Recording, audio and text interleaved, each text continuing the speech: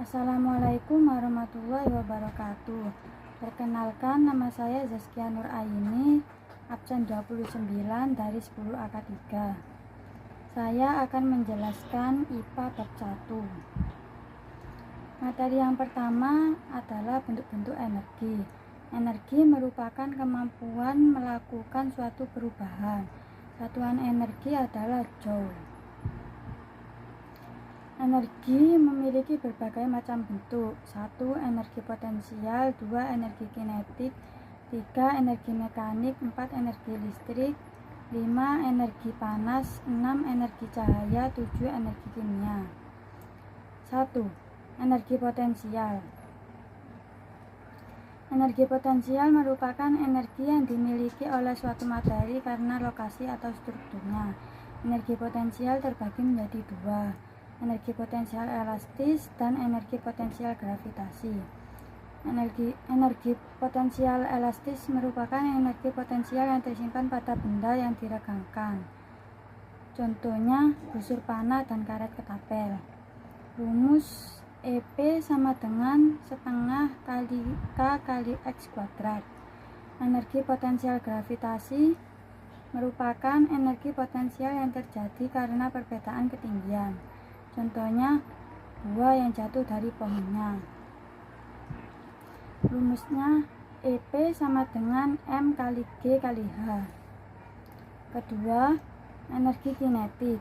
Energi kinetik merupakan energi yang dimiliki suatu materi ketika berpindah atau bergerak. Rumus energi kinetik yaitu EK sama dengan setengah kali M kali V.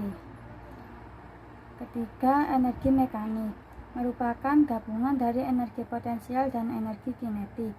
Rumusnya EM sama dengan EP ditambah EK. Keempat, energi listrik adalah bentuk energi yang paling mudah digunakan oleh sebagian besar manusia. Konduksi listrik adalah fenomena fisik yang memungkinkan listrik diangkut dengan mudah. Rumusnya W sama dengan V kali Q, W sama dengan V kali I kali T, W sama dengan I kuadrat kali R kali T. Yang kelima, energi panas. Energi panas disebut juga energi termal atau energi kalor. Sumber panas ada 4, matahari, api, panas bumi, dan gesekan antara dua benda. Perpindahan panas ada 3, konduksi, konveksi, radiasi. Yang keenam, energi cahaya adalah energi yang dihasilkan oleh gelombang elektromagnetik. Contohnya matahari, api, lampu, dan kunang-kunang. Sifat-sifat cahaya. Cahaya merambat lurus, cahaya dapat dipantulkan, cahaya menembus benda bening. Ketujuh, energi kimia merupakan energi yang terkandung dalam suatu zat. Contohnya, energi kimia adalah energi yang terkandung dalam makanan. Materi yang kedua, perubahan bentuk energi. Energi listrik menjadi energi panas, contohnya setrika. Energi panas menjadi energi cahaya, contohnya kembang api. Energi kimia menjadi energi listrik, contohnya baterai dan aki. Energi cahaya menjadi energi panas, contohnya menjemur pakaian. Energi gerak menjadi energi bumi, contohnya bertepuk tangan.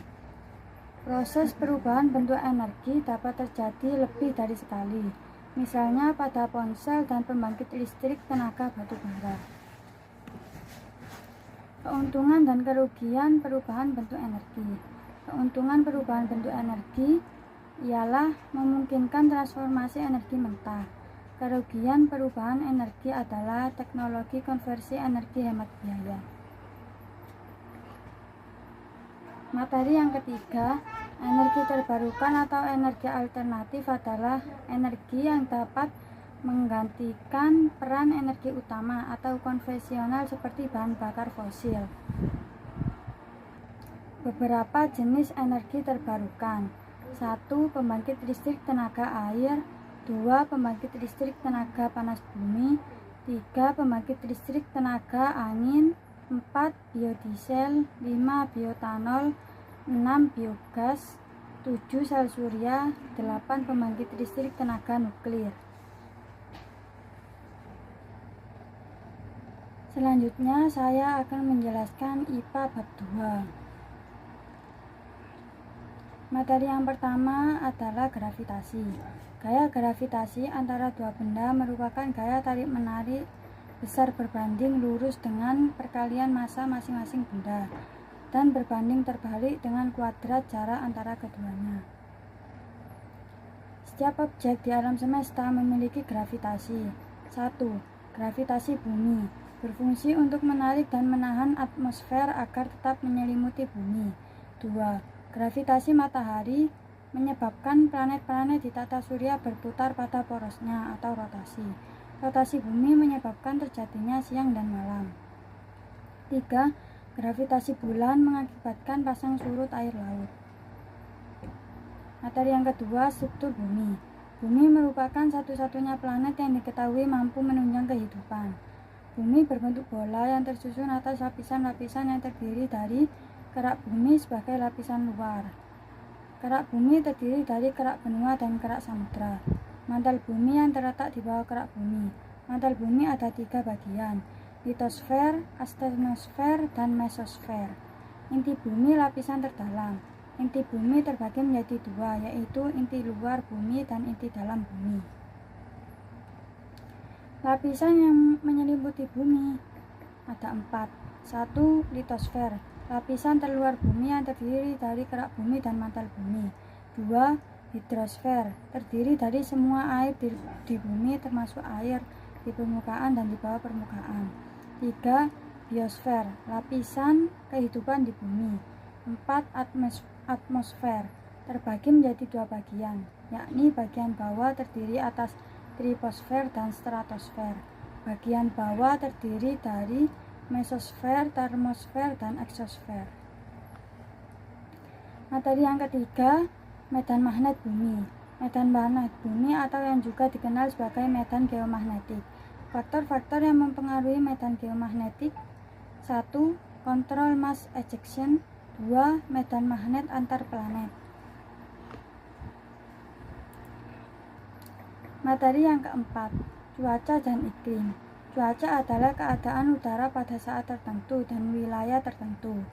Jenis-jenis cuaca ada cuaca cerah, cuaca panas, cuaca sejuk, cuaca berangin, cuaca berawan, cuaca hujan. Iklim.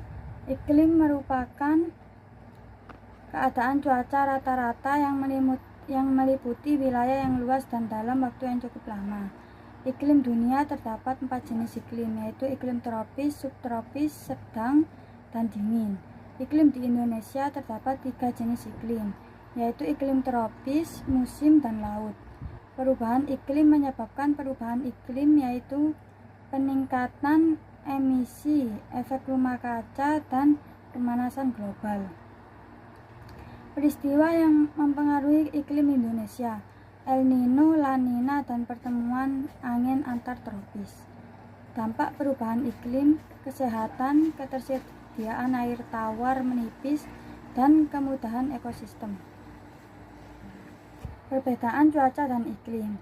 Cuaca lebih sempit dan terbatas, sedangkan iklim memiliki cakupan yang lebih luas.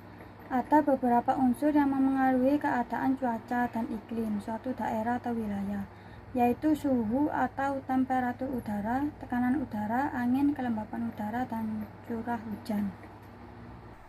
Materi yang kelima, musim.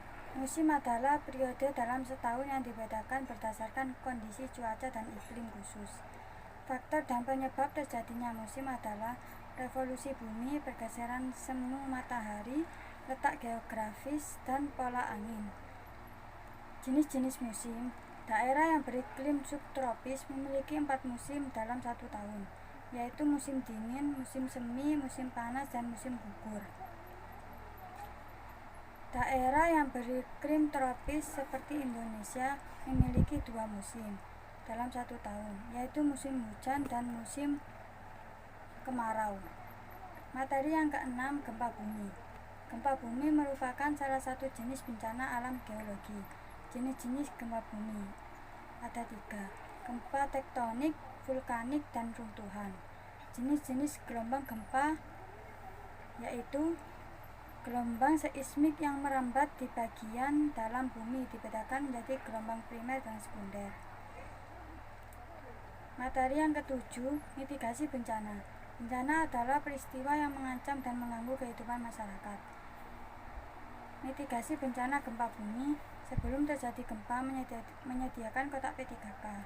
Saat terjadi gempa, bersikap tenang. Setelah terjadi gempa, menuju titik evakuasi. Yang kedua, mitigasi bencana gunung meletus. Memastikan telah berada di pos evakuasi sebelum gunung meletus. Ketiga, mitigasi bencana banjir. Sebelum banjir, menyiapkan peralatan P3K. Saat terjadi banjir, mematikan keran air serta aliran listrik. Saat proses evakuasi, melewati jalur yang telah ditentukan. Saat di posko evakuasi, harus saling membantu sesama pengungsi. Setelah banjir surut, memeriksa kabel atau alat elektronik yang terendam air. Sekian presentasi dari saya. Wassalamualaikum warahmatullahi wabarakatuh.